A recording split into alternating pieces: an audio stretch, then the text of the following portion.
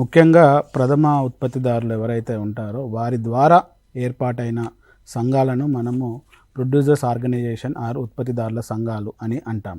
అది ఎవరెవరి ద్వారా అవుతాయంటే ప్రథమ ఉత్పత్తిదారులు అనగా మనకు రైతులు కావచ్చు, అంటే వారు వరి పండిస్తారు, అంటే ప్రొడ్యూస్ చేస్తారు కాబట్టి అలా.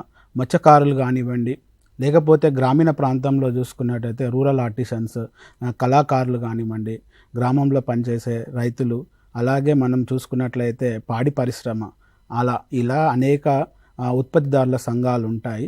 సో ఇవన్నీ ఏంటి అంటే చట్టబద్ధత కలిగి ఉండడం వల్ల ఇవన్నిటిని కూడా ఒక లీగల్ ఎంటిటీ అనేది ఉంటుంది, చట్టబద్ధత అనేది ఉంటుంది. సో దీని ద్వారా మనం ఈ సంఘాలను ఉత్పత్తిదారుల సంఘాలని అంటాము. మన భారతదేశం చూసుకున్నట్లయితే ఎక్కువగా వ్యవసాయ ఆధారిత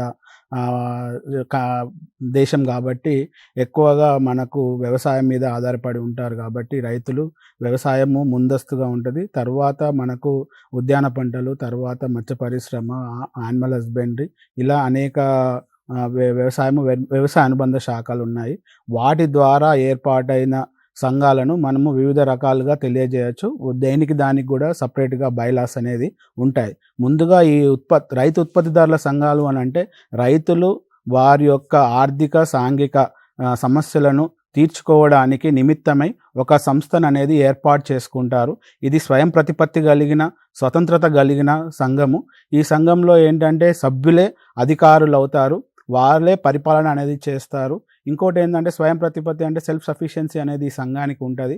ఇది ఇంకోటి ఏంటంటే చట్టబద్ధత కలిగిన సంఘం కాబట్టి ఎలాంటి లీగల్గా సంబంధించిన కూడా ప్రొడక్షన్ కానివ్వండి, ఎక్స్పోర్ట్ కానివ్వండి, అంటే మనకు ఎగుమతులు కానివ్వండి, ఉత్పత్తి కానివ్వండి, ఈ సంఘం ద్వారా చేసుకునే వెసులుబాటు ఈ సంఘానికి రిజిస్టర్ చేసుకోవడం ద్వారా ఇవన్నీ కూడా దానికి మనము చేసుకోవచ్చు. అంటే ఈ ఏదైతే మనం రిజిస్ట్రేషన్ చేస్తామో ఈ సంఘాన్ని గవర్నమెంట్ రిజిస్ట్రేషన్ యాక్ట్ల కింద చేసిన తర్వాత ఈ సంఘము మనం ఏ దాంట్లో అయినా ఉత్పత్తిలో కానివ్వండి, లేకపోతే మనకు ఎగుమతులలో కానివ్వండి పాల్పంచుకోవడానికి అనుమతి లభించినట్టు అవుతుంది.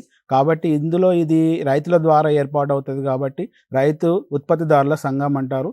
ఇందులో ఎవరైతే ఫార్మింగ్ చేస్తారో, అంటే వ్యవసాయం చేస్తారో, వ్యవసాయము రైతు కూలీలైనా కూడా భాగస్వాములుగా కావచ్చు.